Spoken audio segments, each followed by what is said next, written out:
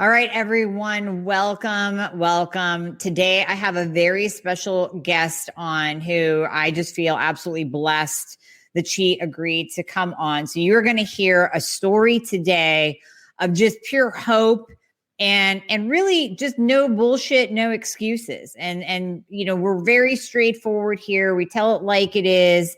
My patient Tammy will tell it to you like it is too. What spurred this on is when I was talking to her last week for a follow-up, a couple weeks ago for a follow-up. And I got to tell you, as we start talking, immediately in my head was people need to hear this. So, God placed it on my heart. You got to get this woman on here because other people who are struggling, who are maybe making excuses in their mind as to why they can't get better, why they can't do this, why they can't change, why they can't make their own food and cook and eat a little bit better. They absolutely need to hear this story. So this is going to be a game changer for you. And you can probably hear the excitement in my voice.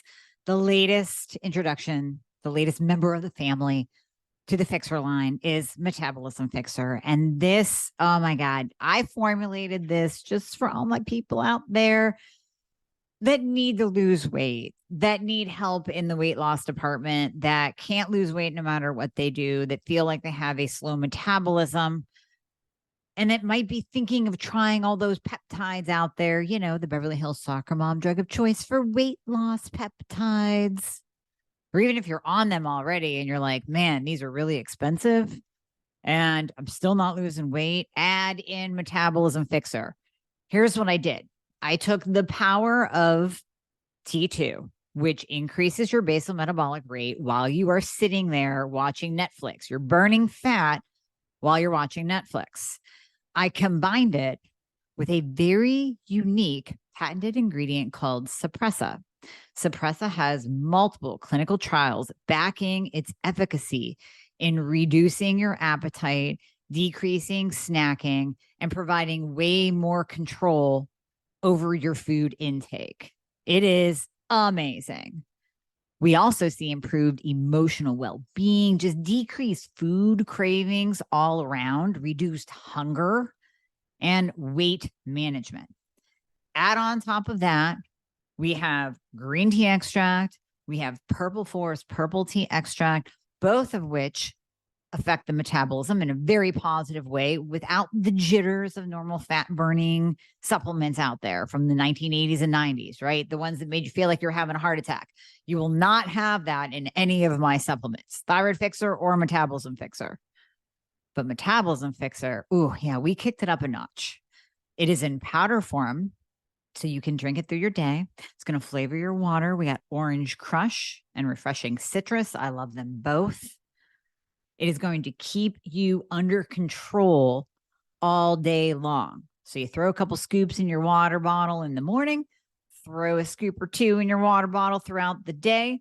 You will have fat burning and appetite control the entire day for what? An eighth of a price of the peptides? Oh my God, you can't go wrong.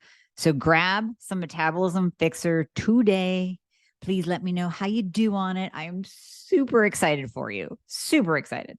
So I want you to hold on to that 1 second. Before we dive into Tammy's story, I want to give you a very important piece of advice for the current viral situation, the pandemic, and hypothyroidism and Hashimoto. So really interesting study that I stumbled upon.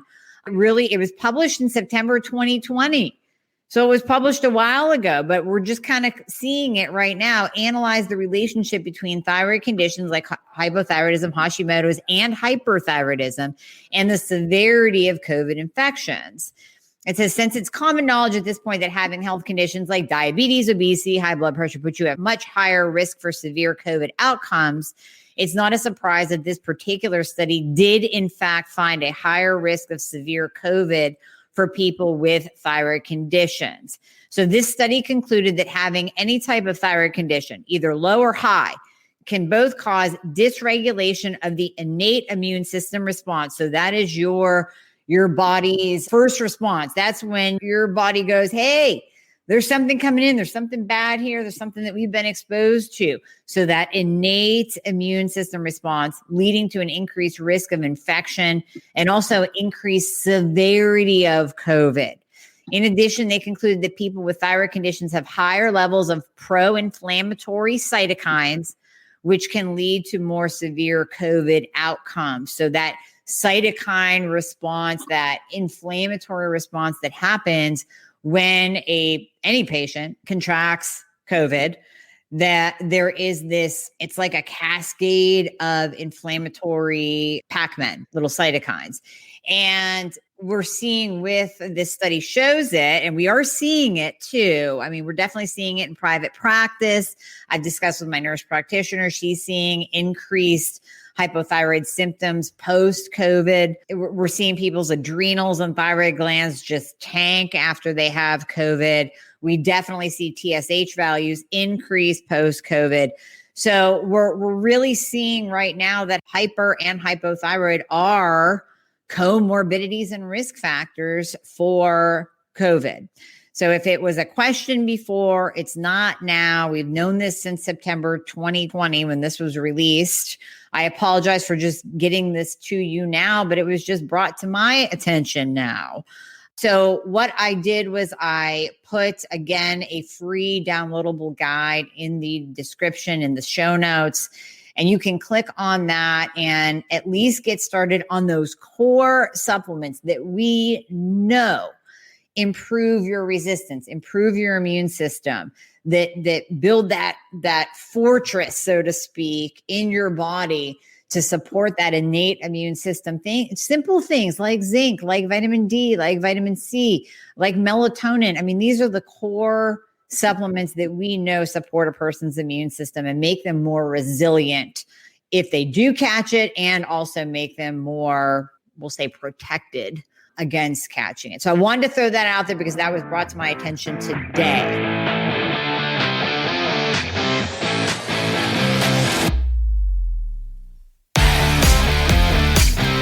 Welcome to the Thyroid Fix podcast. I'm your host, Amie Hornaman, functional medicine practitioner, functional nutritionist, and thyroid and weight loss expert.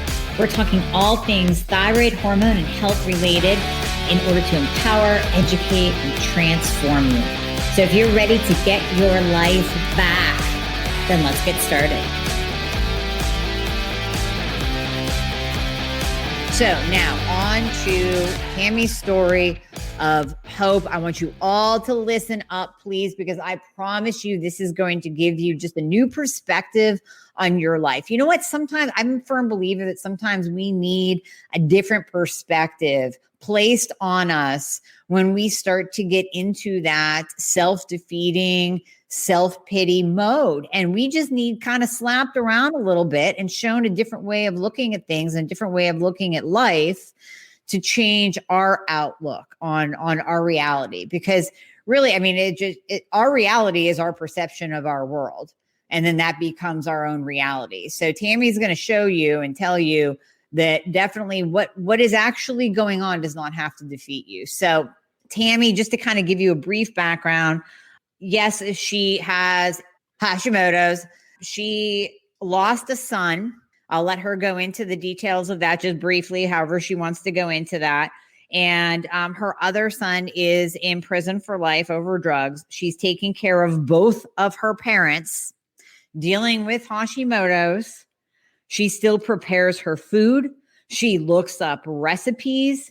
She is a true overcomer of Hashimoto's. She has lost 30 pounds. Her energy is better.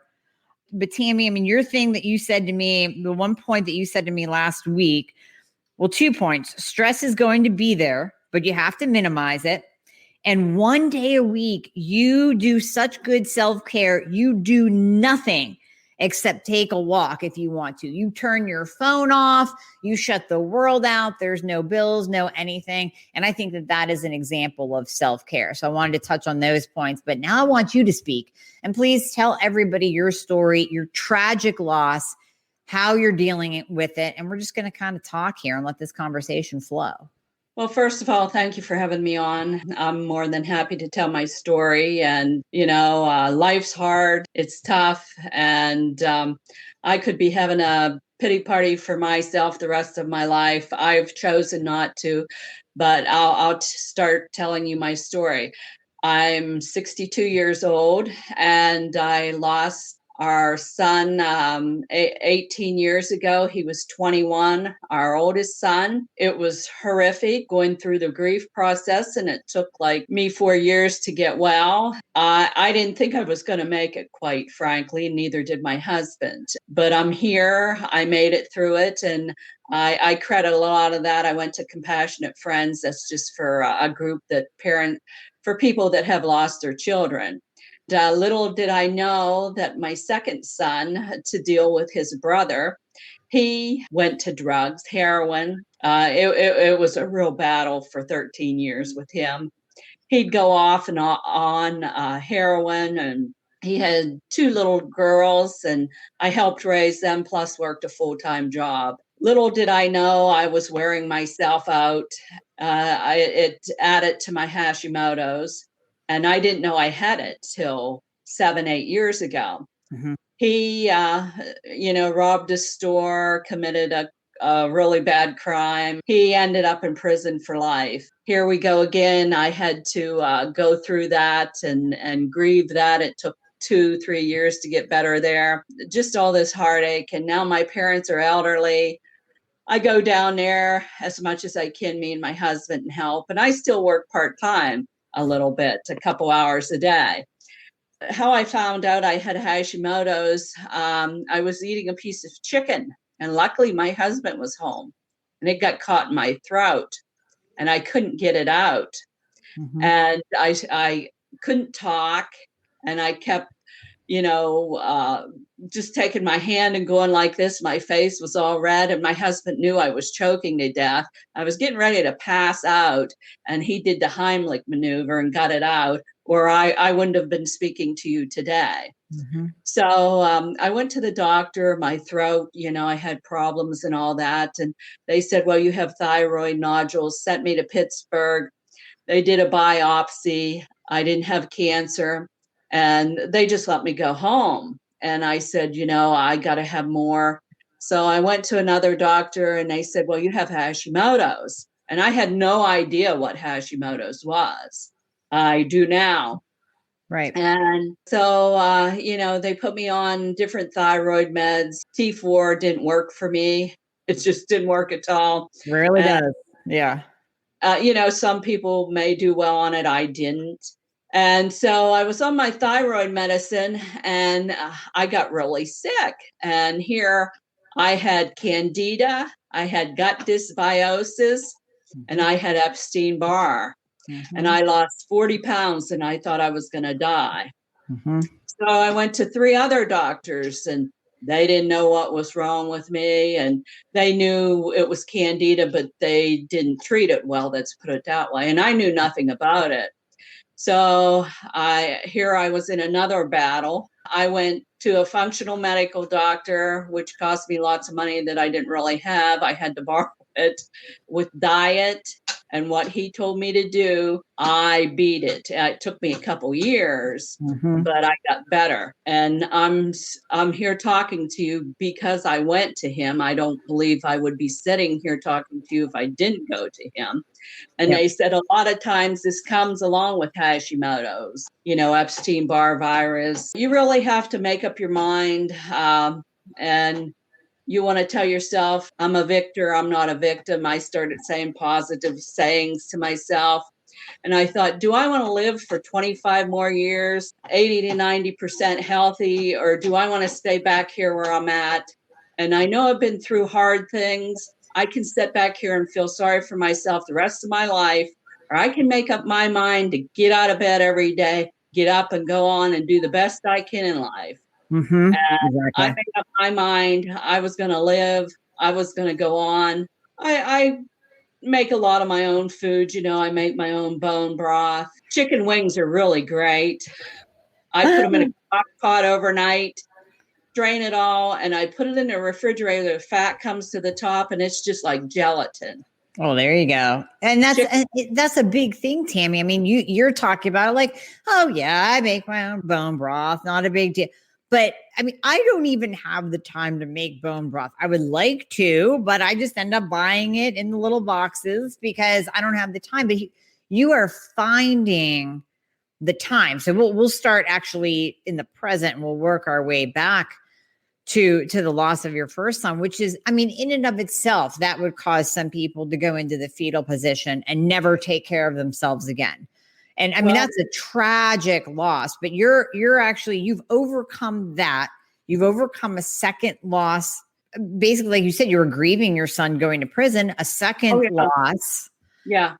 I mean, how do you, I guess I have multiple questions for you. First of all, how do you prioritize the time to take care of yourself, to make your food, to make bone broth, to pre-make meals because you're still working part-time? How do you find that time and the drive to do so? I would rather have a good quality of life than not. That's important to me. I like to take walks. I like to be out in the sun. I like to be outside. We have a couple dogs, that we love. They're part of our family. And I like to be around, see my granddaughters get married and go to college. That gives me drive there. Mm-hmm. And is it easy? No. And I made up my mind. I shut my cell phone off at night. I don't answer calls after 9, 8:30 or 9. Mm-hmm. I turn it back on when I get up in the morning. Usually on Sundays, except for yesterday, it was our birthday. I didn't cook. We did go out to a nice restaurant and took my granddaughters. I just think it's important. I take one day a week, which is usually Sunday, and I do nothing. Maybe take a walk or cook a couple meals to do me 3 or 4 days. I just plain rest and kind of shut the rest of the world out. And I feel for mothers that have children at home and they work. And I know it's hard, it is, but you just have to say, if you have a husband that'll help you for an hour, take some time out, an hour a day or every other day. Just do something for you. Take a walk, turn your cell phone off, just zone out, do some yoga, take a bubble bath, take a walk with a friend, just do something you love. If it's sitting down doing word puzzles, you just have to have that time for yourself. And that's what I did. I make it a priority. I was so sick that I just said, no, something's got to go. And I did it, and I pretty much stick to it. I fall off the wagon once in a while, I'm not perfect, and I don't, and nobody is, no. just start out slow. And if you can get 2 hours a week, like Sunday and Wednesday, just do something for yourself. Yeah. So if you don't have a full day, like you said, and thank you for mentioning that, because there are people listening that they have small children, they work, they can't even imagine taking a full day for themselves, but it doesn't have to be. It can be an hour. It can be a bubble bath. It can be a walk. It can be a half-hour yoga class. It can just be that time that you block out that is for you. And I don't know if you knew that you were doing this or not, Tammy, but in doing that and taking that time, be it 5 minutes or a full day, you're actually down regulating your cortisol. So that stress response that we get, that I guarantee, I mean, your stress levels were so high that chances are, if we were to have tested your cortisol levels at that time, you would have been flatlined. You would have been full adrenal fatigue, adrenal exhaustion, like done. In taking that time for yourself, you're actually nurturing your adrenal glands. You're decreasing inflammation. You're helping your cortisol levels to get back to normal. And it may take a while. And, with some people, we need supplementation or whatnot, but it just doing that one little act is actually beyond beneficial for your health, for your thyroid, for your Hashimoto's. Yeah, I agree, and it's helped me tremendously. I think everybody should learn the word no and learn to say it to people. not feel bad about it, say, no, I can't take on anything else. And just, don't feel bad about saying the word no, because your health comes first. And if you don't have your health, you can't help anybody else. So true. We're in a world of overcommitting. We Yes. say yes to everything. And I know, I guarantee you there are moms listening that are taking their kids to hockey and soccer and football and baseball and working and cooking dinner and folding the laundry. And it's just, it's yes to too many things. That's what it is. It's yes to way, way, way too many things. I'm taking a minute to interrupt the podcast just to tell you how you can sign up for a free discovery call with me to learn how we can work together as a team and how I can help you to get your life back. So if you go to my website at amiehornaman.com and click on book a call, you can schedule a call that's convenient for you. It'll be about 20 minutes, 30 minutes, and that's where you will learn what it looks like to work with me, everything that we cover, top to bottom with your health, how we develop a treatment plan, a personalized nutrition plan, a personalized supplement plan, and how we work together as a team with me holding your hand to get you your life back. So, Tammy, I want to circle back to, all of the stress that you had. Like you said, yes, you did take time to grieve. We know that stress can kind of turn on that switch of Hashimoto's. So thinking back, did you have any symptoms prior to the loss of your son, or were you pretty much healthy and then going through that grief period is basically when all of the symptoms came crashing down on you? I believe I had Hashimoto's before that. Because my sister has Graves' disease. Mm-hmm. And looking back on it all, constipation, dry skin, dry hair, and my memory started to really get bad. My son and my husband would say, just spit it out, Mm-hmm. And of course, they didn't know what was wrong, and neither did I. And it was Hashimoto's. Right. So you think you have Alzheimer's and you don't, it's your thyroid doing it. Once you have it checked and you get on the right meds and right diet and, get on the road to healing and get rid of the stress as much as you can't get rid of it all and make life changes. You'll find out that a lot comes back. Your memory's gone. And then, getting on the right thyroid med, like you said, just optimizing it, T4 only normally does not work for people pretty much at all. So there's that. And then would you say, I know the answer, but would you say that it was a combination of, yes, get on the right thyroid med, but also you need to do the things for yourself. You need to eat better. You need to take out the gluten. You need to sleep. You need to de-stress. So, and not make excuses as to why you can't do these things, because so many of us do make excuses. We'll find one after the other and just think it's, quote unquote, too hard. So would you agree that it was a combination of lifestyle changes and the medication that really brought you to this point of feeling better? Oh, definitely. It has to be lifestyle changes. That's a definite. As much as you can, the medicine, getting it regulated properly and on the right medicine, and the stress, diet's key. Gluten. Some people have to get rid of the milk. I have to be careful of milk. Eggs, and I love eggs. Some people are sensitive to eggs. Some aren't. Yeah. Me, the nightshades, tomatoes, potatoes, and peppers. And it was hard. I thought I was going to go out of my mind. It kind of overwhelmed me. Yeah. And I say to people, don't let it overwhelm you. If you just remove gluten, do one thing at a time, work on that, and then go to milk if it's milk, and move on to the other ones, Baby steps. Yeah. Little changes. Yep. Definitely. That's actually a really great tip for people, because I think people do get overwhelmed and they're trying to make all of these changes at one time. And I just had this conversation with a patient last week. Just take one thing. Like if you just remove sugar, just remove sugar, take it out of your coffee, get rid of the coffee mate creamer with the added sugar in it, just remove sugar. And that's one baby step to do. Yeah. You just break it down. You break it down into baby steps, and then it becomes way more doable, and you don't have to feel overwhelmed with making all these changes and the pressures of life on top of you. Right. Sugar's a hard one because it's in everything, but get away from it as much as you can.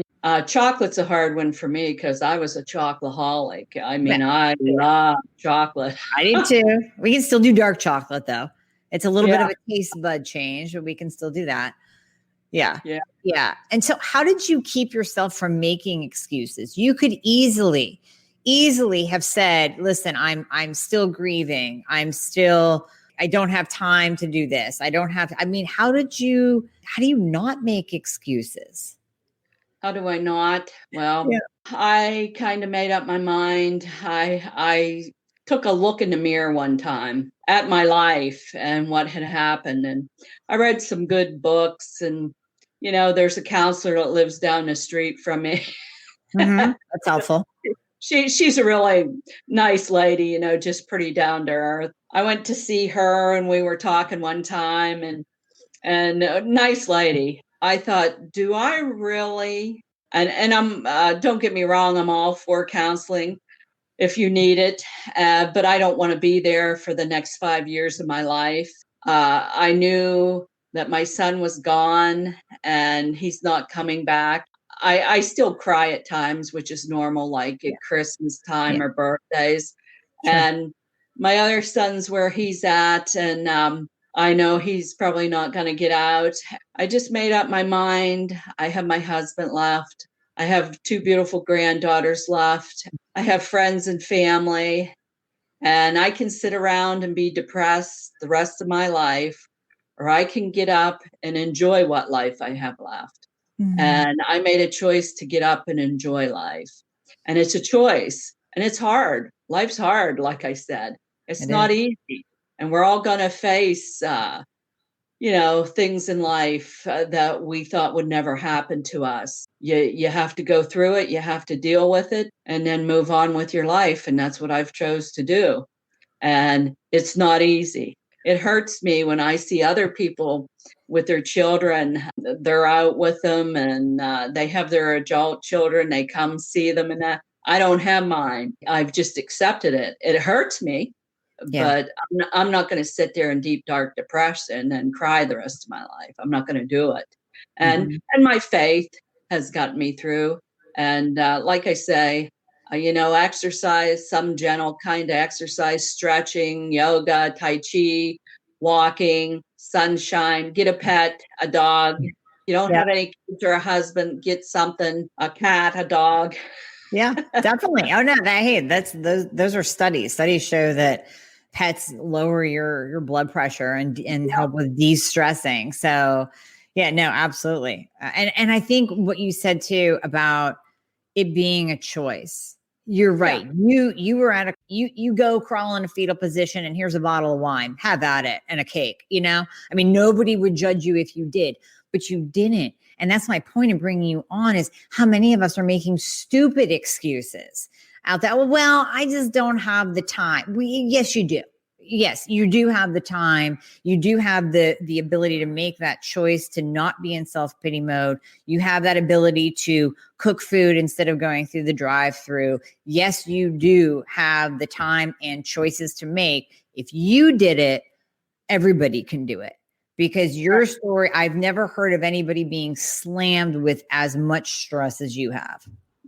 Yeah, it's been tough. And like I said, I met people in Compassionate Friends. They've lost 2 children, and they had 5 children and lost 2 children. And one lady lost her husband 1 month, and she had already lost a son. And then she lost her daughter the next month after the husband, Yeah. And I've seen all different kinds of scenarios. And they got up and they went on with their lives too. Not that you shouldn't grieve and feel bad for a couple of years. You're going to. Absolutely. And I didn't take any medicine, antidepressants or anything. And I knew the grief process because I went to Compassionate Friends. There's lots of people out there, just like us. There's Hashimoto's groups, and then Yeah, you've been very helpful to me and I appreciate it. God bless you. Blessings to you, Amie, and the many people that you help and point in the right direction. And you got to do research on your own. We have so much you can get on the internet on your cell phone, and there's loads of real easy autoimmune recipes, paleo recipes. Print them off. I have folders full of them, yellow folders.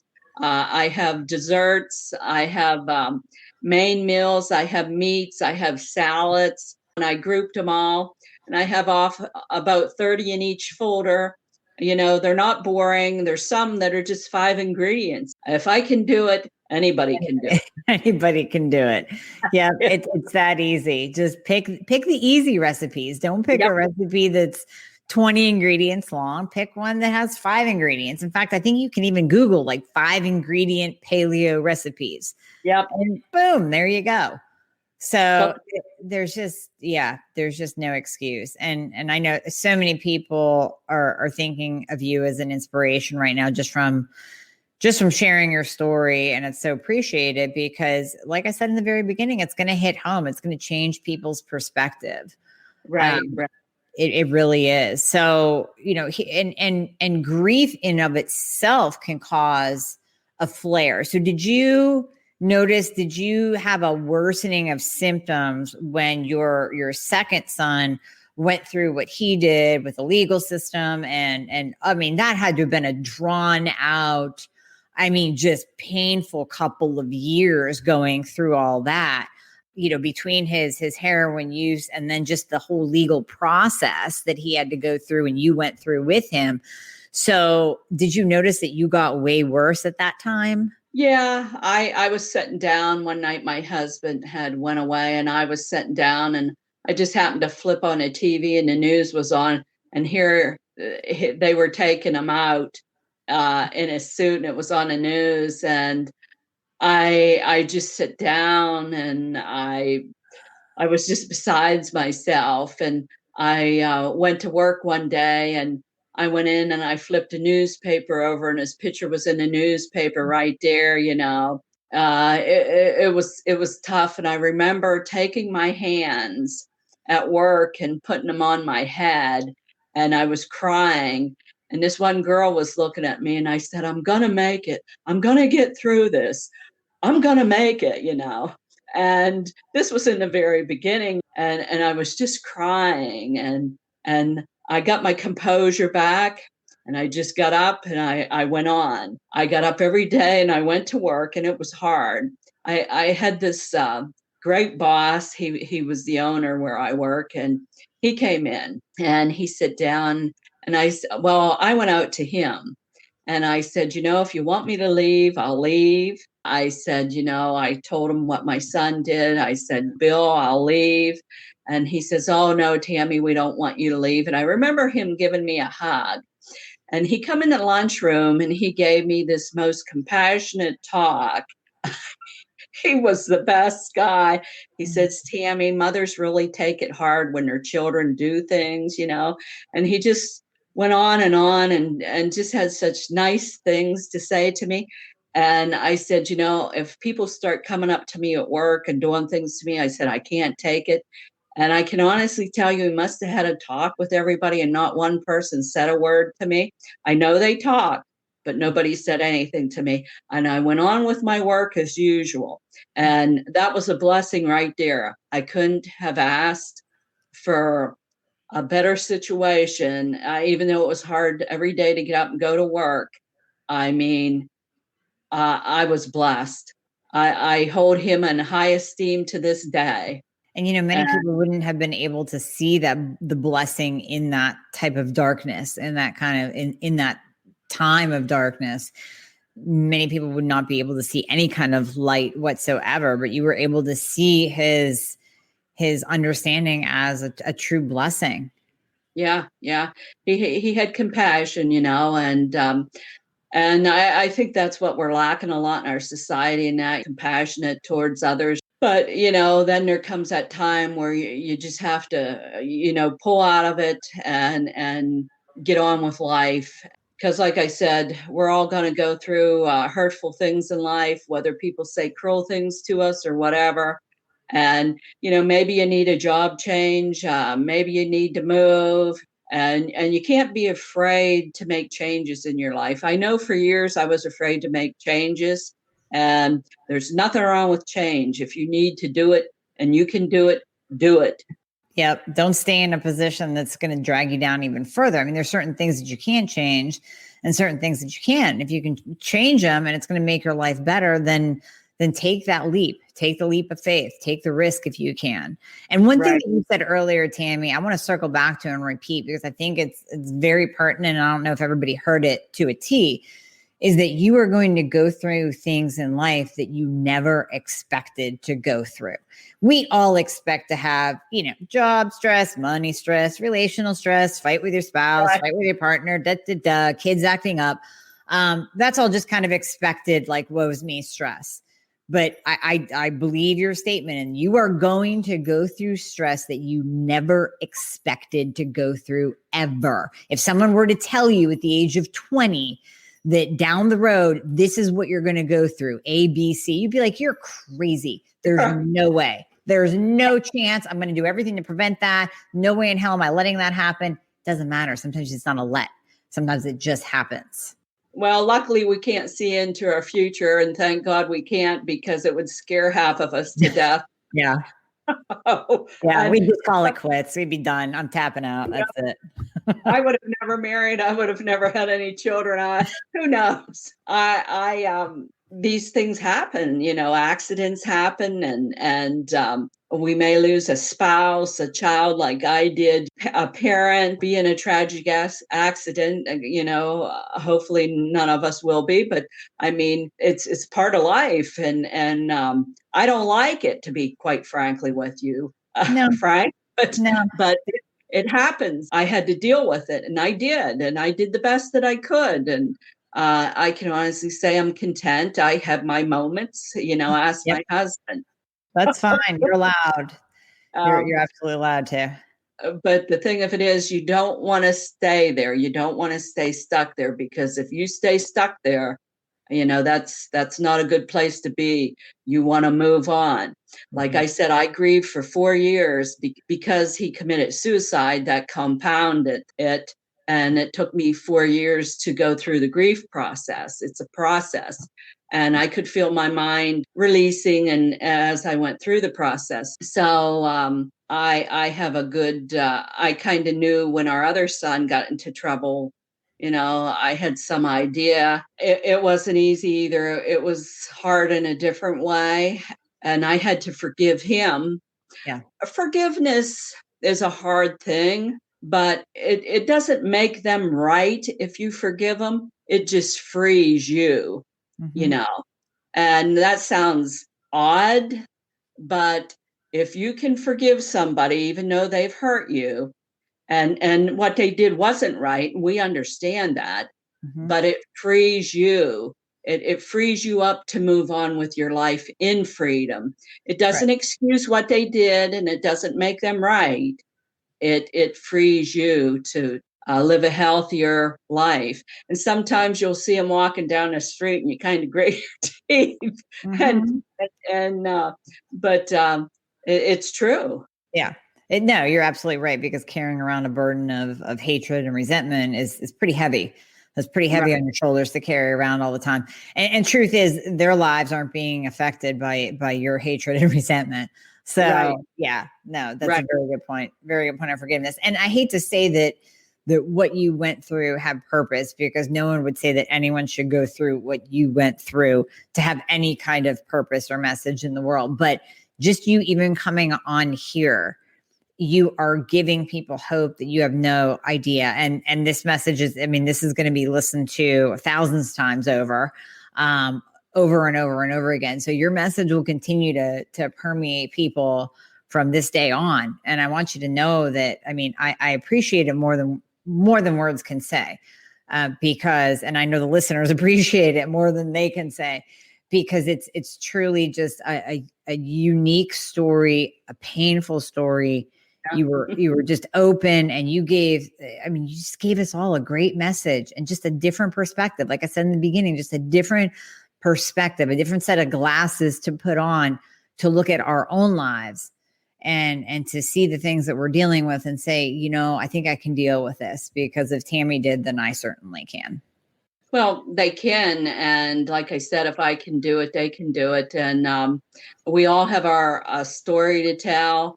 And like I say, as long as we don't get stuck in it, we move on. Healing takes time. Like I say, and I can't say it anymore. If I can do it, you can do it. Definitely. I agree 100%. 100%. And thank you for repeating that. I mean, I think everyone needs to hear it. And I thank you for your time. And Tammy, before you go, I just want to read you a couple things, just some of the comments people are making. Thank you, Tammy. You're amazing and a real inspiration for the rest of us. Great advice. People are saying that you are amazing, because it's even harder as we get older. We can get set in our ways, and change is hard. Yes, it is. Yeah. I mean, another comment is, like you said, you learn and choose to live plus enjoy. Everybody can do it. A very strong and resilient lady, a true inspiration. To seek out joy. Even though there is great pain, the world can be a wonderful place. I mean, just the comments are amazing. God bless you, Tammy. I will add you to my prayers and hopes that you will continue to persevere. You are an inspiration to us all. The comments are, thank you, Tammy, for sharing your story. Thank you for your time and outpouring of wisdom. So I just wanted to read those off to you, because I mean, it's so appreciated you being on here. And I just hope you see just a glimmer. I mean, this is just a glimmer of everyone that will hear this, and that you will have affected and inspired. So that's why I wanted to bring you on. So no joke. I mean, you had a message. I heard it when we talked a couple of weeks ago. I was like, this, just what you're saying to me, just in a natural flow conversation, this needs to come out, be given to the world as a gift. Like I say, I appreciate you having me on. I never really told my story this much.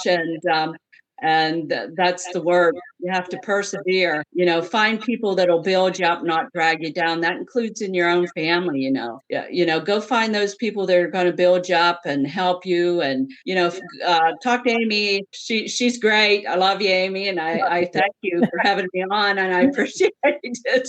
And thank you, all you people that are making the comments. I appreciate it. And blessings to you all. Yeah. Well, thank you. Thank you so much, Tammy. And thank you everyone for listening. And I would say, hey, share this with anybody that you know that needs just a little bit of a boost or a different perspective on their own life. It's not, if you share it, you're not saying, hey, buddy, get out of your self-pity mode. You're just saying, hey, here's some hope. Here's some inspiration. Here's a way to persevere. Listen to this woman's story, because if you think you got it hard and you think you can't make it, I want you to hear how she made it. So just, it's just those little nudges of hope and nudges of support. So share this with people that you know that need it.